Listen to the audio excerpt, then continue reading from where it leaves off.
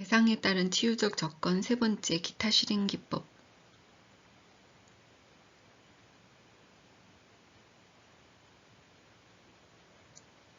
치유농업 현장에서 바로 적용할 수 있는 의사소통과 실행 기법에 대해서 공부를 하려고 해요. 첫 번째, 의사소통. 의사소통에는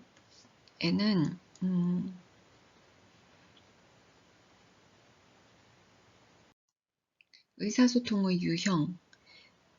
의사소통에는 언어적 의사소통하고 비언어적 의사소통이 있는데, 의사소통은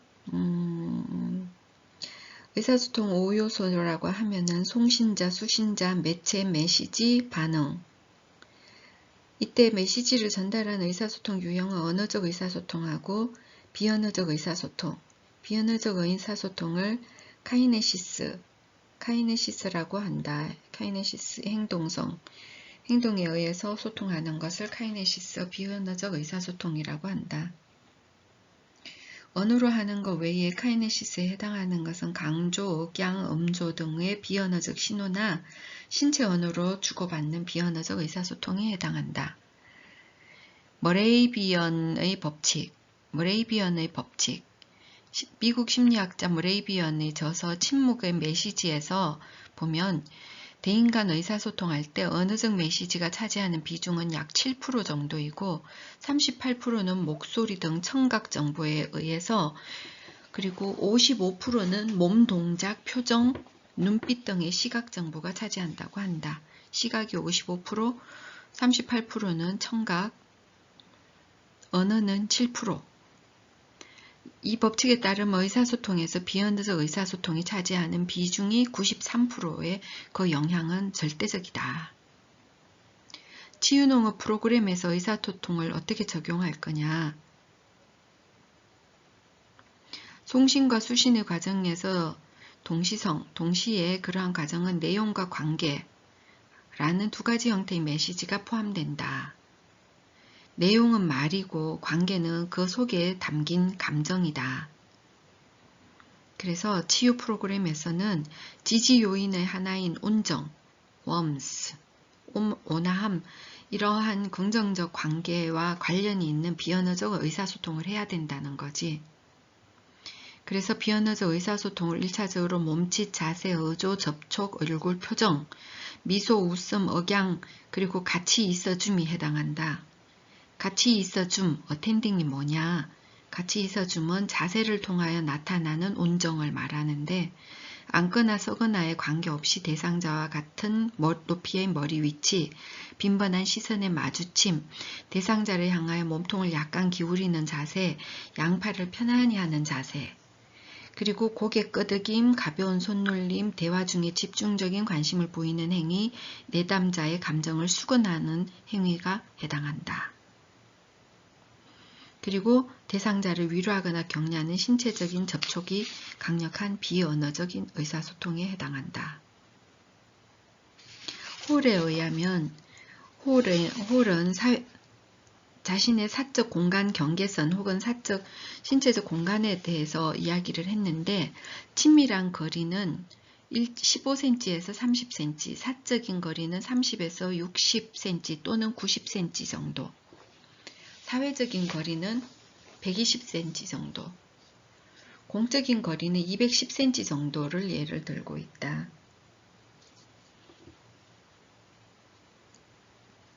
그래서 대인간 공간을 침범했을 때 상대방으로부터 불편하거나 같은 공간을 원하지 않는다는 비언어적 메시지를 받게 된다. 그러니까 치유농업 활동 공간에 배치된 책상과 의자는 권력과 위협의 측면보다는 평등한 위치가 되도록 조절하여 배열되어야 한다.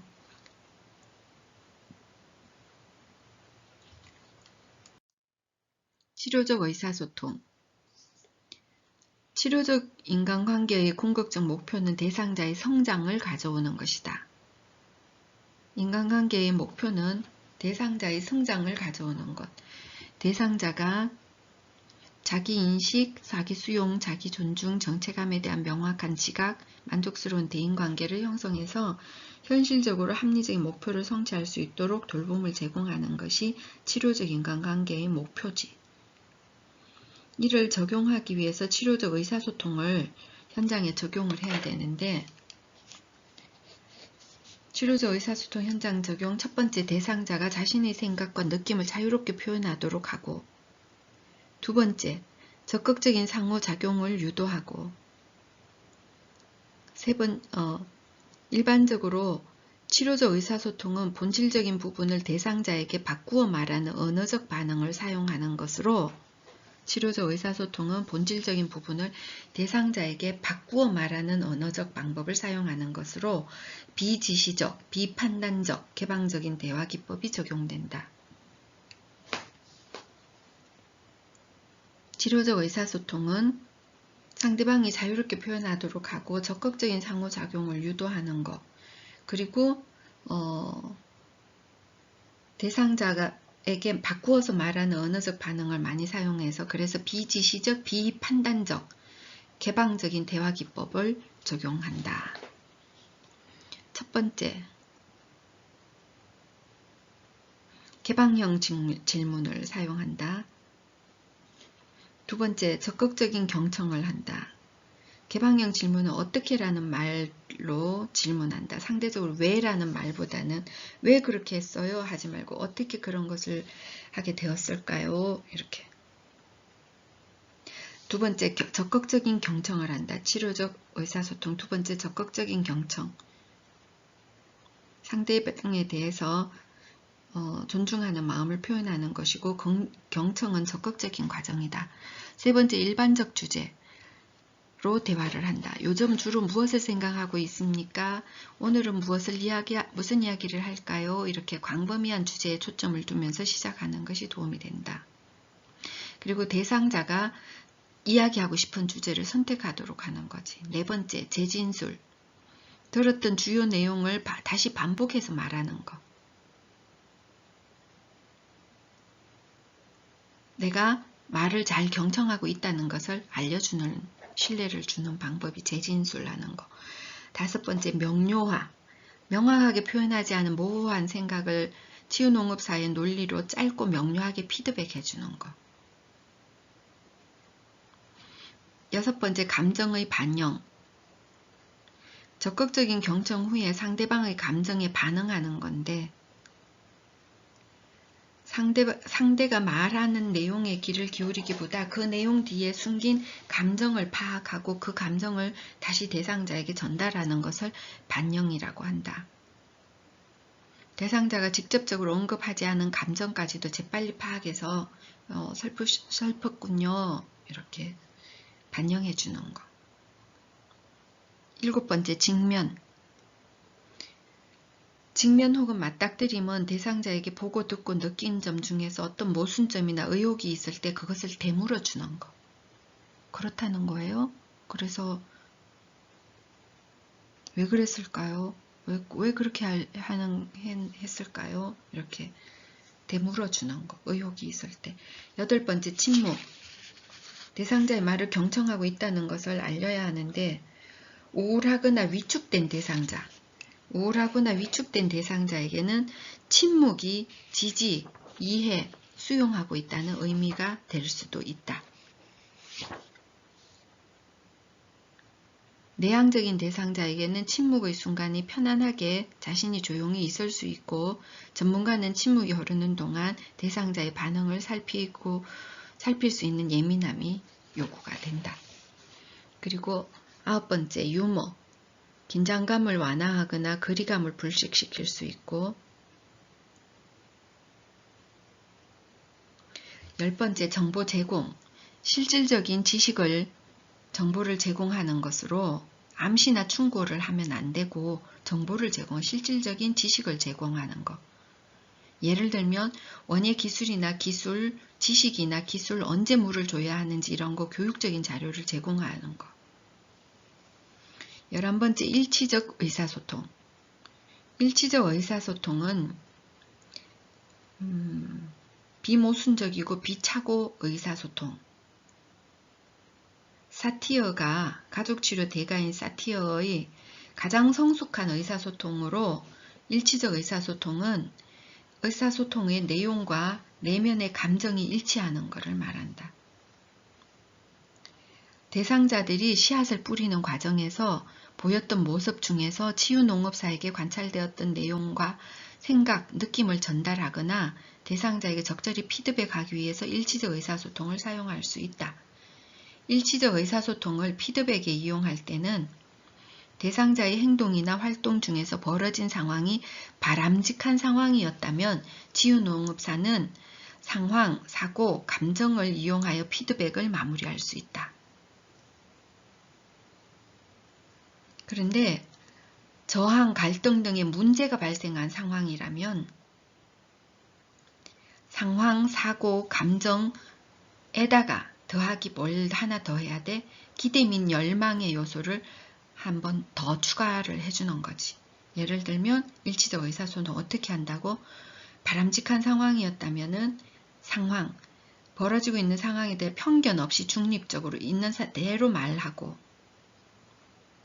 사고, 두 번째, 사고, 생각, 자신의 신념, 의견, 이론, 상황에 대해서 해석에 대한 일치성이 필요한데 사고는 곧 생각이니까 헤아리고 판단하는 작용.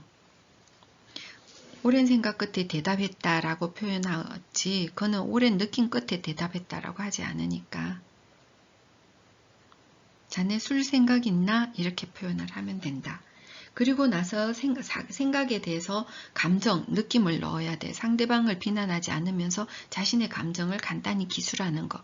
감정은 느낌이니까 희, 노, 애, 락, 애정, 공포, 걱정, 쾌, 즐겁고 시원한 거, 고, 괴롭고 선거 이런 것들이 감정에 들어가는 거지. 그리고 나서 기대 및 열망, 내가 당신이 기대하는 바를 말하는 거야. 기대를 분명하게 표현하는 것이 중요하다. 기대가 받아들여졌을 때 채워지는 열망과 자존감, 수준까지 포함시켜서 말하면 깊은 관계를 맺을 수 있다. 예를 들어서 아주 바람직한 상황이었다고 쳐. 그럼 일치적 의사소통 어떻게 하지? 상황, 여러분 모두 씨앗 자세히 살피고 뿌리는 동안 말씀이 거의 없이 조용하셨어요. 사고, 저는 그런 여러분들의 모습을 보면서 고도의 집중을 하고 계시는구나 하고 생각했어요.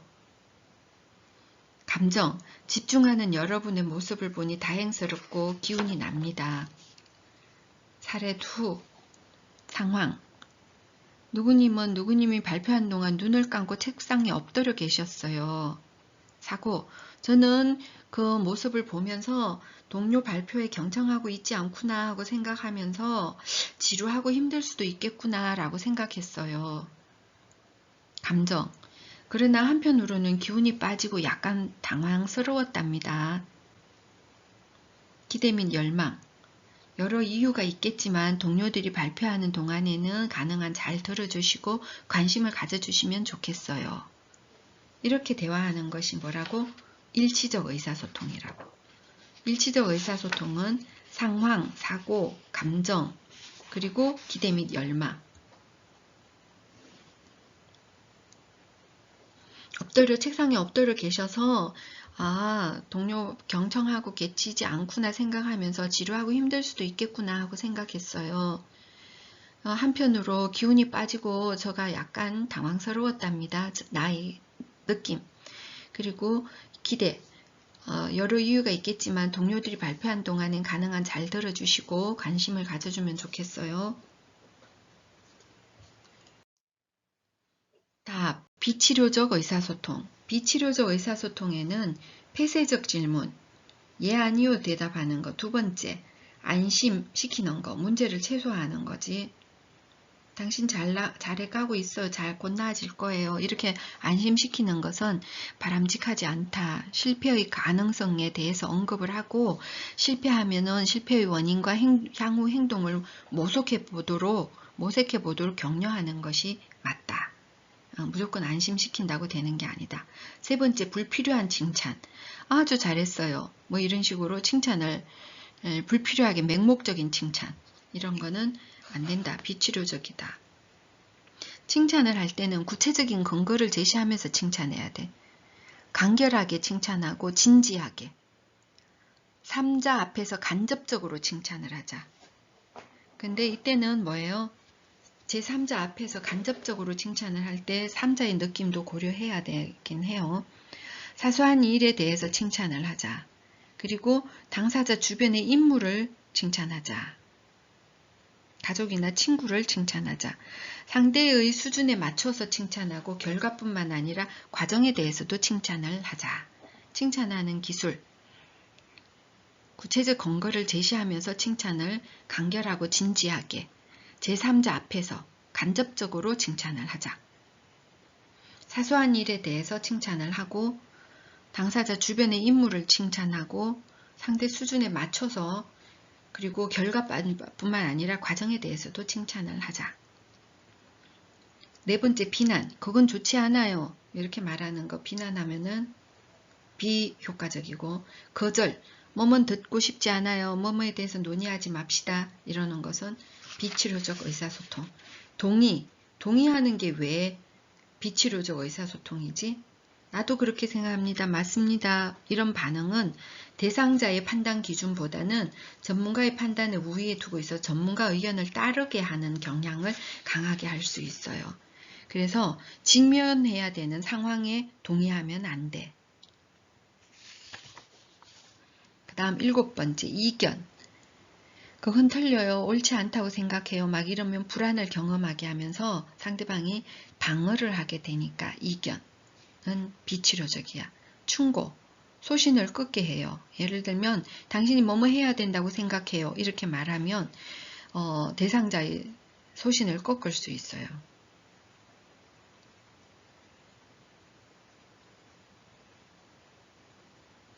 조언을 하는 거. 예를 들면 직장생활 그만둬야 할까요? 이혼할까요? 뭐 이런 문제에 대한 조언은 부적절하다. 충고나 조언은 하지 않는 게 좋다. 탐지. 무슨 후회를 하셨다는 거예요? 그게 무슨 뜻이죠? 왜 그렇게 생각하시죠? 이런 거는 신문하듯이 질문하게 되면 대상자는 방어적이거나 화를 낼 수 있다. 탐지. 그게 무슨 뜻일까요? 이렇게 그게 무슨 뜻인지 궁금해서요. 이렇게 말해야 되는데 예를 들면 그게 무슨 뜻이죠? 왜 그렇게 생각하시죠? 이렇게 말하면 방어적이 되고 화를 낼 수 있다. 그 다음 10번째 도전. 그런데 당신이 신의 계시를 받았다고 믿을 수 있죠? 당신 죽었다면 지금 어떻게 그걸 말을 할 수 있죠? 이런 식으로 비현실적인 생각과 지각을 증명하도록 답변을 요구를 하면 도전이나 위협으로 받아들여서 더욱 방어적이 된다. 11번째 시험. 아직도 그런 생각하세요? 그게 맞다고 생각하세요? 이런 식으로. 무슨 일이 있었는지 기억하세요? 이렇게 하면 자존심을 낮출 수 있어, 상대방이. 그래서 차라리 무슨 일이 일어났는지 저에게 말씀해 주시겠어요? 무슨 생각을 하면서 지냈는지 저에게 말씀해 주세요. 이런 방법이 더 낫다는 거지. 방어. 그런 말씀 하지 마세요. 저희 팀원은 모두 유능한 사람입니다. 뭐 제가 거짓말 했을 리가 없어요. 뭐 이런 식으로 방어를 하는 것은 비치료적이다.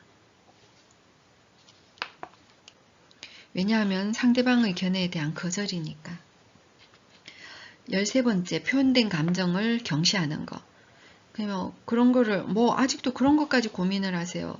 그것도 걱정이라고 하세요. 이러는 거는 상대방의 표현한 감정을 경시하니까 상대방의 마음이 상처를 입어. 14번째, 상투어. 날씨가 좋네요. 용기 잃지 마세요. 당신을 위해서예요. 이런 의미 없는 상투적인 문구를 사용하면은 대상자에게 개별성을 무시하고 모두 같이 작업하는 것 같아서 비치료적이에요. 15번째, 문자적인 반어. 의미는 생각하지 않고 말 그대로 받아들여서 대답하는 것. 이런 것은 말이 표현하고자 하는 건지 무엇인지 구분을 하지 않고 대답하는 것이어서 비치료적이고, 그 말이 정보를 구하는 것인지 태도나 느낌을 표현하는 것인지 구분할 수 있어야 된다는 거지. 그 다음 말머리 돌리기. 상대가 말하고 싶은 주제를 전문가가 일방적으로 주제를 바꾸는 거지. 그러면 발언권을 뺏긴다고 생각하니까 말머리 돌리면 안 돼. 그 다음 대화를 질식시키는 고든의 12가지 리스트. 부모 역할 훈련 PET에서 만든 토마스 고든은 대화를 질식시키는 12가지 골림도를 제시했는데 현장에서 치유농업사가 말하는 대부분이 긍정적이라고 생각되는 언어적 표현이 사실은 치유농업사 스스로도 인식하지 못한 비치료적 의사소통이었다는 것을 알 수 있다. 따라서 매 순간 비치료적 의사소통을 하는 자신을 발견하는 것은 치료적 의사소통을 훈련하는 과정이기도 하다. 충고하고 가르쳐 준다든지 경고하고 훈계하고 위협한다든지 이런 것들은 다 안 된다.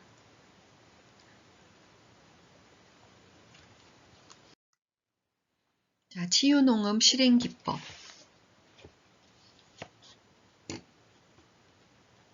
치유농업 실행기법. 첫 번째, 생물학적 요인과 심리학적 요인의 통합. 원예 치료가 어떻게 우리에게 긍정적 효과를 줄 수 있는가? 그것은 개념적, 평행적 주제들에 의해서 그렇다라고 말을 한 거지. 누가? 매트슨이 1980년 씨앗 심는 거, 그것이 자라고 발달하고 꽃 피우고 열매 맺고 성숙하고 나이 들고 죽고 다른 세대에게 새로워지는 것은 인간의 생명 주기에서 찾아지는 평행적인 주제들이라는 거야.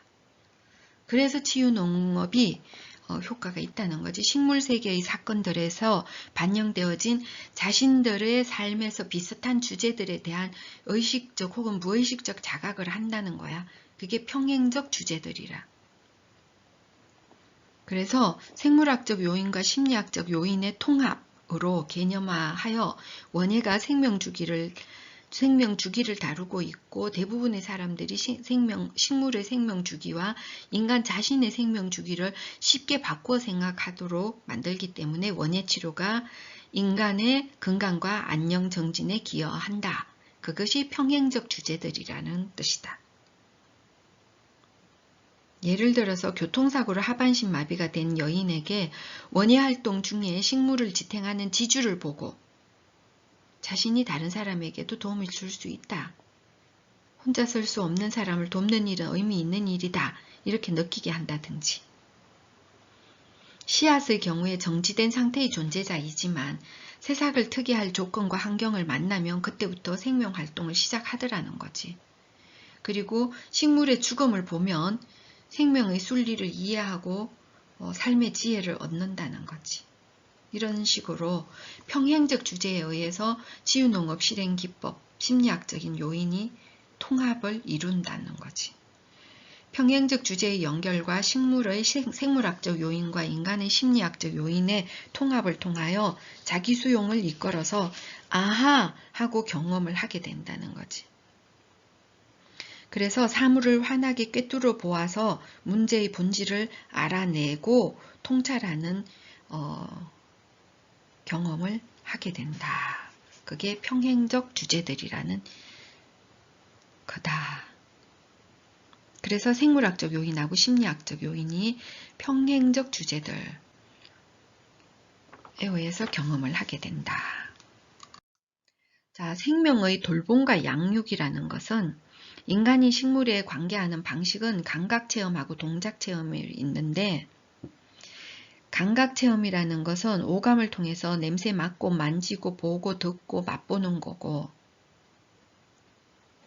동작체험은 식물의 생장에 필요한 물 주기, 비료 주기, 풀 뽑기, 수확하기, 만들기 이런 것 신체로 움직여서 관계하는 방식인데 결국은 그것이 동작체험이 다 뭐야?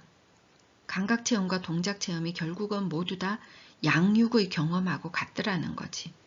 원예는 식물을 기르는 것이고 양육 경험을 하게 되더라. 그래서 그 양육의 경험이 인간의 생명의 돌봄과 양육의 경험과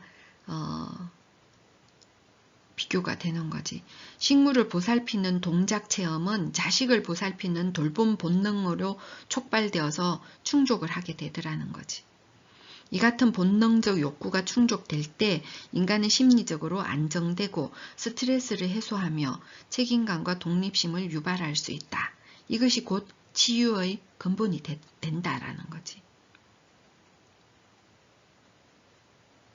장애인의 경우에 본인은 계속 의존을 해야 되고 보호를 받아야 되는 사람인데 식물을 양육하는 경험을 하게 되면 자신도 누군가를 돌볼 수 있다는 자존감이 생기게 되고 또 새로운 삶의 의미를 제공받아서 재활의 토대를 만들어 주더라는 거지.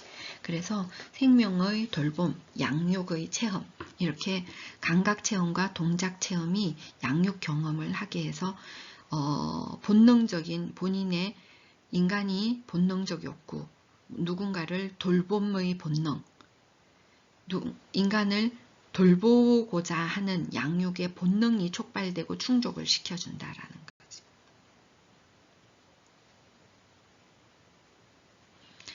그 다음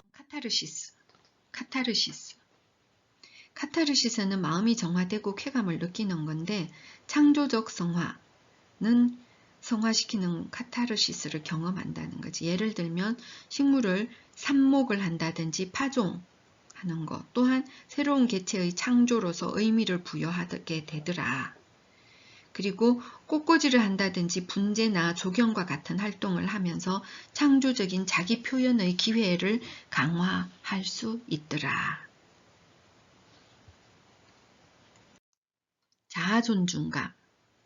자아존중감은 스스로가 긍정적 혹은 부정적으로 판단하는 감정적 평가 태도로 스스로를 가치 있다고 생각하거나 타인에게 존경받을 수 있다고 느끼는 가치관의 판단이나 정도를 말하는데, 즉 스스로가 긍정적 혹은 부정적으로 판단하는 감정적 평가 태도로 가치관의 판단이나 정도, 스스로가 얼마나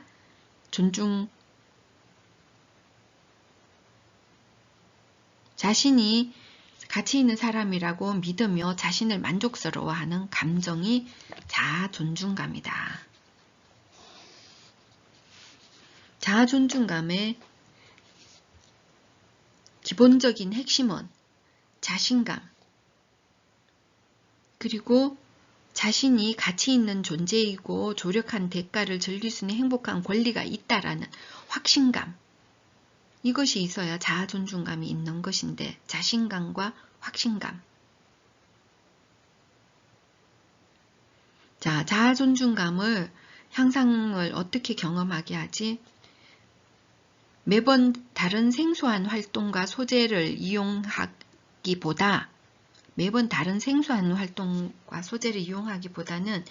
열매 채소, 뿌리 채소, 잎 채소 순으로 이식 활동을 반복하거나 지주를 유인하거나 그물을 유인하거나 이러한 유사한 유인 활동을 반복적으로 배치를 해서 성공을 반복적으로 경험하게 해가지고 자신감을 키워주고 성취감을 키워주고, 그래서 유능감을 제공을 하면 자아존중감이 올라가지 않겠나.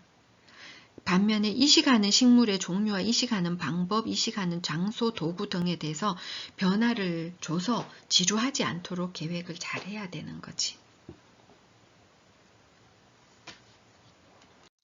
이완 전략. 스트레스가 강하면 근육신경, 심리 등이 긴장하고 심한 불안과 자율신경계 흥분이 일어나게 되는데, 암 환자가 불안하거나 우울감이 완화를 위해서는 이완 전략을 써줘야 되는 거지. 암 환자의 불안, 우울감의 완화를 위하여. 이완 전략은 조용한 환경을 제공하고 편안한 자세를 제공하고 목표에 집중을 유도하고 수동적인 태도를 취하고 호흡, 스트레칭 등으로 이루어져 있다.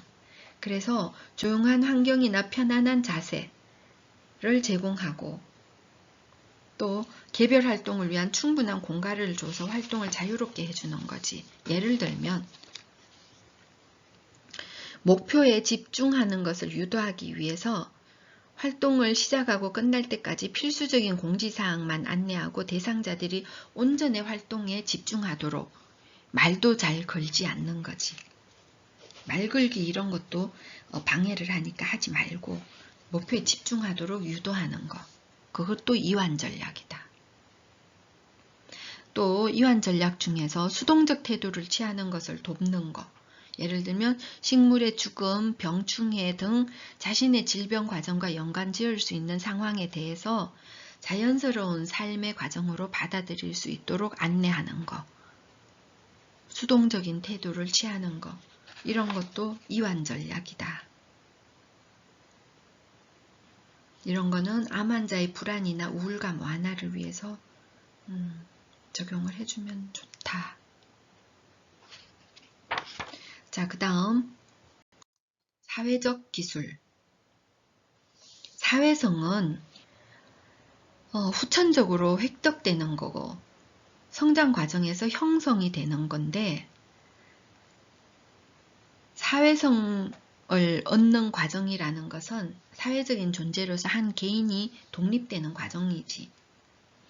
사회적 기술이라는 것은 긍정적 반응을 조성하고 이를 위해서 타인과 상호작용할 수 있는 사회적으로 수행되는 행동을 배우는 것이 사회적 기술이다.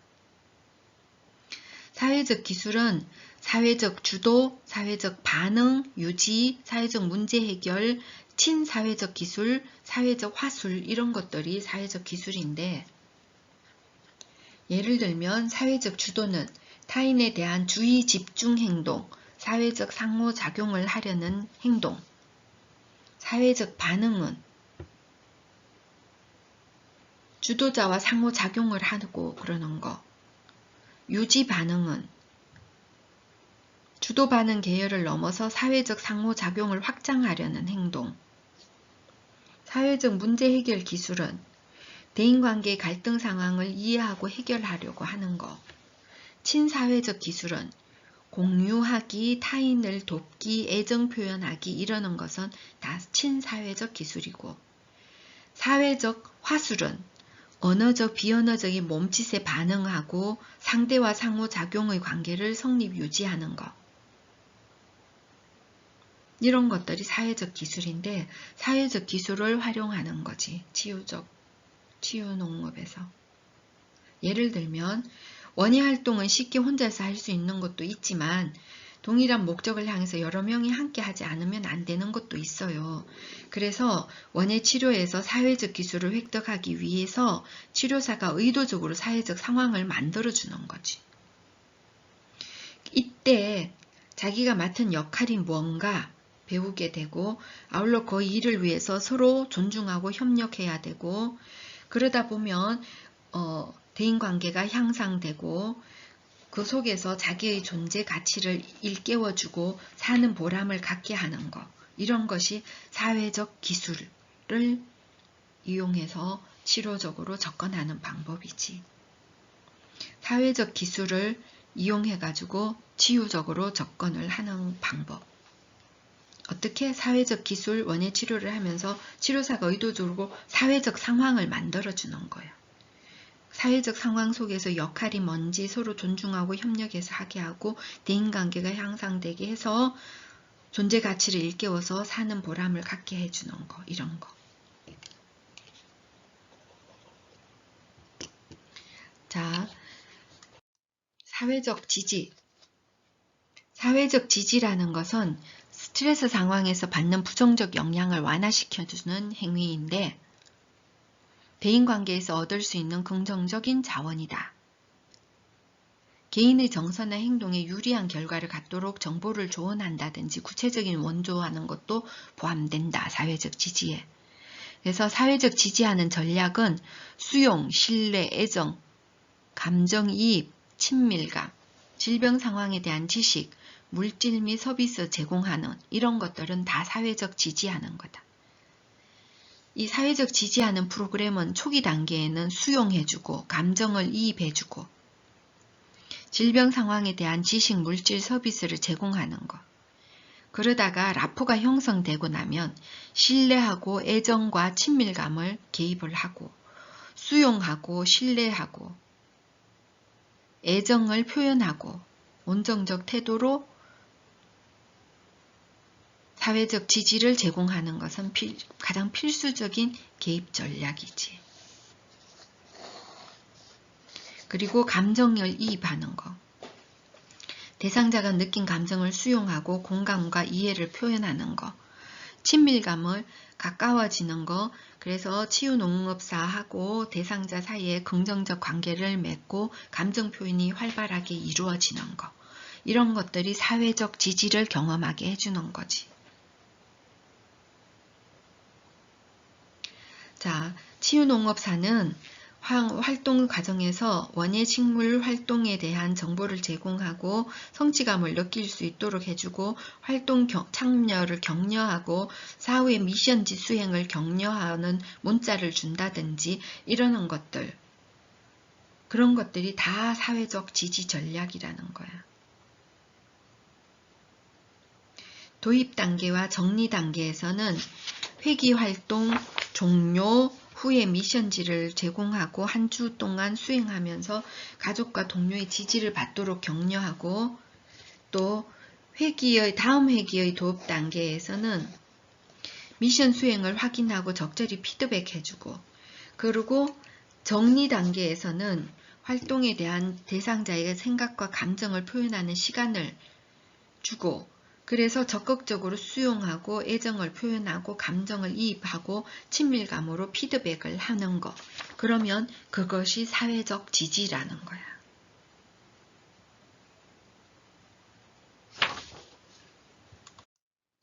그 다음 회상기법. 회상기법은 현재 진행되고 있는 장면에서 짧은 순간 과거의 상황으로 전환시키는 기법을 말하는데, 버틀러에 의해서, 미국 정신과 의사 버틀러에 의해서 개발이 된 거야. 1960년대. 우울증을 비롯한 정신질환자의 치료나 고령자의 정신보건을 유지 향상하는 수단으로 많이 이용되고 있다.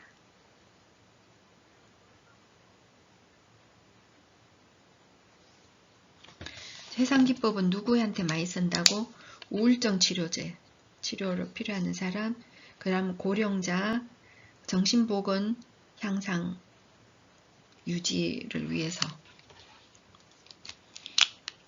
그리고 정신질환자 치료를 위해서 회상기법을 사용한다.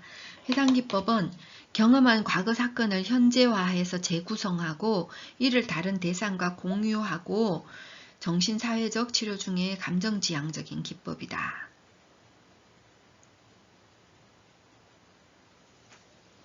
경험을 재음미하고 자부심과 성취감을 재확인하고 후회와 용서를 구하고 잘못한 거에 대해서 이러는 것들이 다 회상기법이고,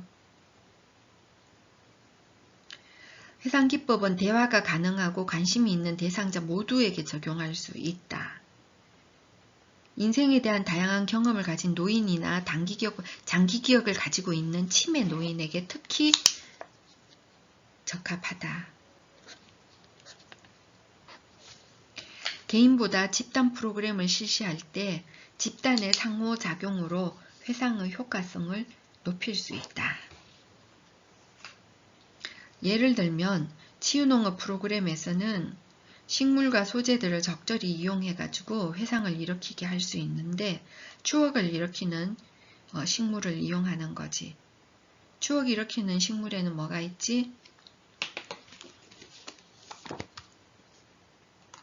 예를 들면 코스모스로 비녀를 만든다든지, 품성 덩굴로 하트 뽕뽕 눌러서 터트리면서 뽕 하면 터지는 거, 그 다음 꽈리로 깎고 불어서 소리 나게 하는 거, 초롱꽃으로 입으로 불어서 부풀리게 하고 오므라들게 한다든지, 민들레로 손목시계 만드는 거, 비녀 만드는 거, 스웨터에 브로치 만드는 거, 그다음 분꽃으로 화장놀이 하는 거, 클로브로 깎고 꽃자루 만들어서 목걸이나 팔찌 만드는 거, 봉선화로 깎고 톡 건드려 가지고 폭 터지게 해가지고 놀든지, 손톱에 손톱이나 종이 물들게 하는 거, 이런 것들은 다 추억을 일으키는 식물들이지. 이런 걸 이용해 가지고 텃밭 자원의 식물 자원과 흑반죽, 씨앗 주머니, 가루, 비누, 전기 추출물, 쌀가루 이런 것들을 과거에 사용해 본 경험이나 추억이 있는지,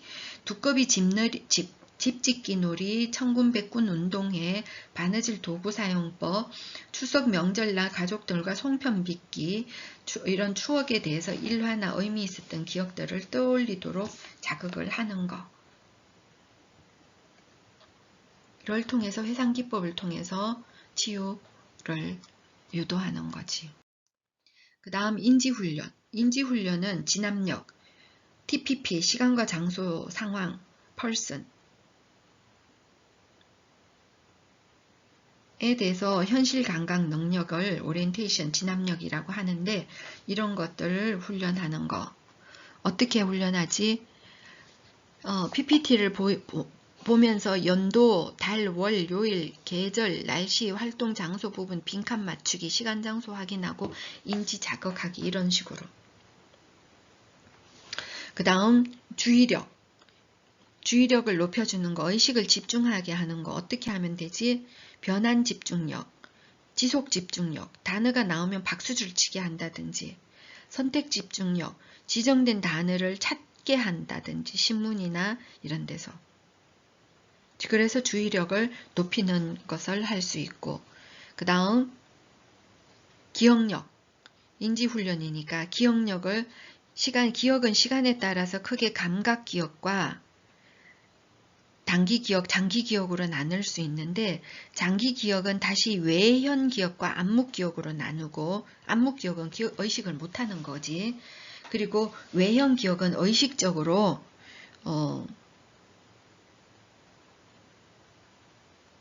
의식적인 기억인데 의식을 할 수 있는 기억인데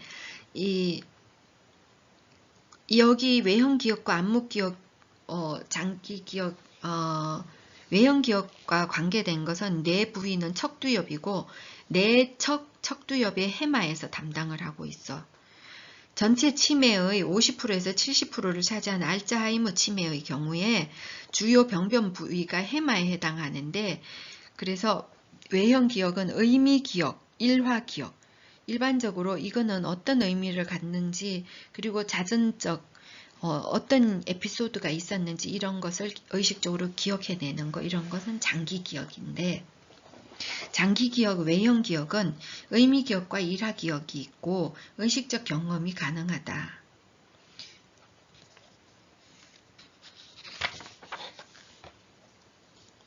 단기 기억은 수분에서 수년 동안의 기억을 떠올리는 거.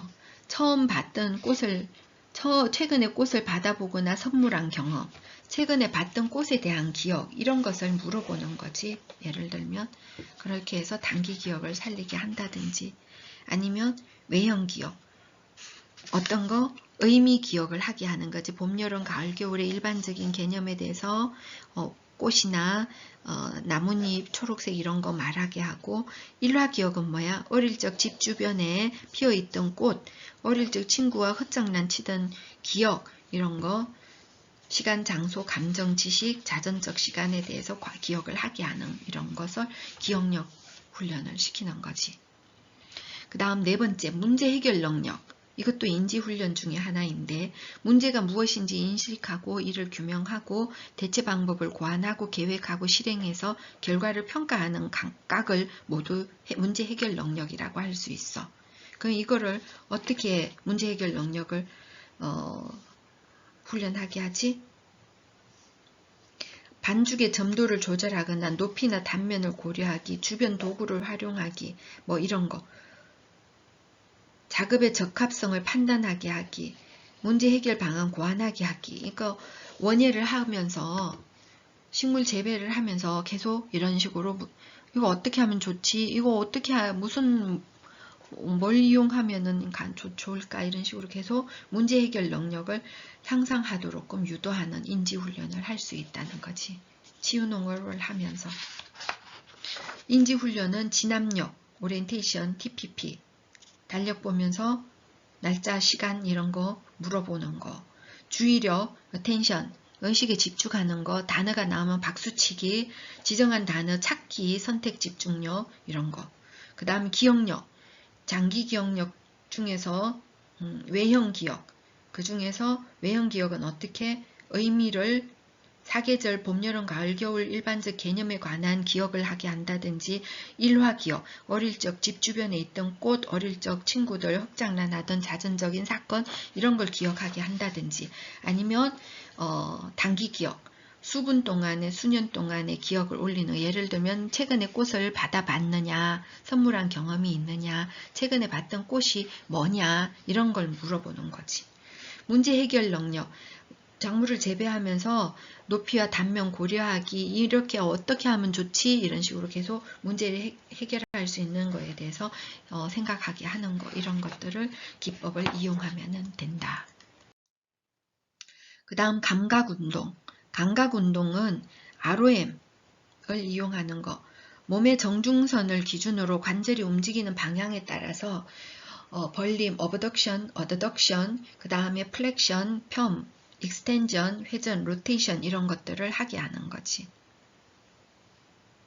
꽃꽂이 하면서 어깨를 활용해가지고 또 팔꿈치를 이용해서 테이블에 고정한 채로 꽃의 플로랄 폼에 꽃을 꽂는다든지, 손목을 원하는 거 집기, 다양한 각도에서 지정된 위치에 꽂기 뭐 이런 거, 메모 픽 꽂기 이런 것들은 다 ROM을 하게 하는 거지. 이거는 뭐야? 재활 프로그램. 예를 들면 뇌졸중 환자한테 30분에서 60분 동안 매일 4주 동안 시키더니 얼마만큼 ROM이 좋아졌는가 이런 식으로 재활하는데 치유농업을 활용하는 거지.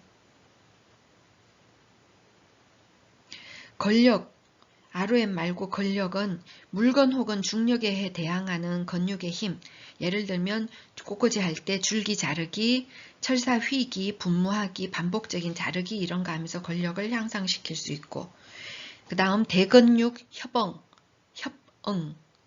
큰 근육근을 사용하게 하는 거지. 예를 들면 원예 프로그램 하면서 물에 적신 플로랄 폼을 옮기게 한다든지, 목표 지향적인 움직임을 위해서 큰 근육이나 관절을 이용하는 거. 그 다음 소동작 협응과 기민성. 작은 근육군 사용하게 하는 거. 원예하면서 뭐해?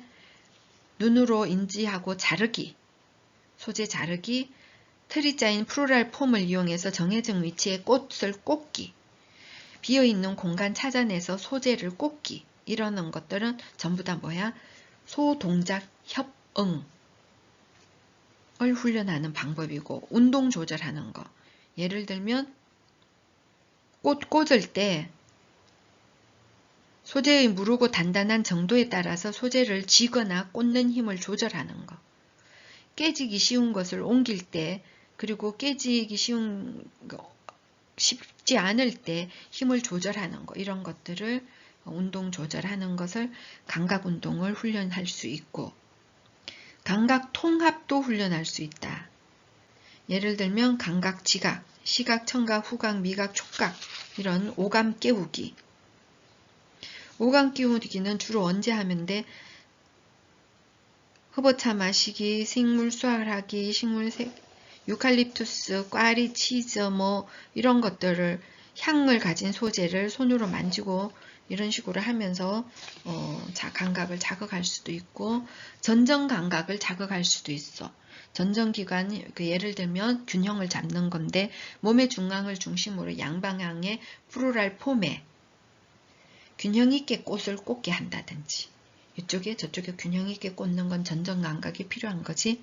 그 다음 입체 지각, 시각 자극이 제외된 상태에서 촉각, 인지 등 고유 수용성 감각, 예를 들면 물체를 알아내는 거, 주머니 속에 담긴 물건에 손을 놓고 만져보고 이게 뭔지를 알아내는 거, 이런 건 입체 감각이지.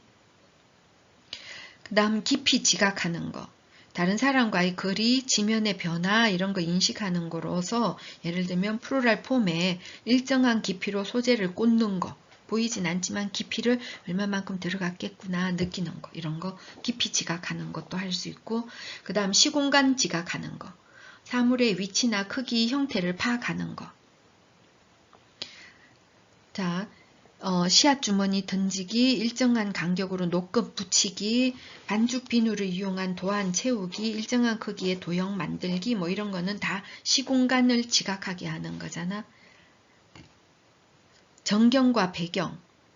앞에 뭐가 앞이고 뭐가 뒤에 있는지 정경과 배경을 구분하게 한다든지 완성된 꽃꽂이 작품의 소재와 이름을 연결해서 인지하도록 활용하는 거. 아니면 형태의 항상성, 환경이나 자세 크기가 다양해도 이들을 같은 물건으로 인식하는지. 그 다음 신체 통합, 감각을 통합하는 거 훈련하는 거니까 감각 통합, 신체 통합은 좌우 구별하는 거. 뇌손상 환자의 경우에는 환측 시야를 무시하는 경향이 있거든. 그래서 중심점이 한쪽으로 치우칠 수 있는데 중앙을 중심으로 좌우를 구별하는 훈련을 할 수 있다는 거. 그리고 무시하는 쪽의 시야를 항상 확인하도록 훈련을 시킬 수 있다는 거. 꽃꽂이 할 때. 오른쪽 왼쪽 구분해가지고 하니까 결국은 좌우 구별을 하게 하는 거지. 뇌손상 환자한테. 그 다음 정중선 지나기. 신체의 정중선을 지나서 팔이나 다리, 눈을 움직이는 것으로 신체의 정중선을 지나서 대각선 부분에 면에 꽃을 꽂는 경우. 뇌 손상이 있거나 뇌의 미발달 시 정중선을 지나서 움직이는 것이 불가능한데 이렇게 뇌 손상 환자 정중선 지나기 훈련을 할 때도 꽃을 꽂을 때 하게 할 수 있어. 이렇게 해서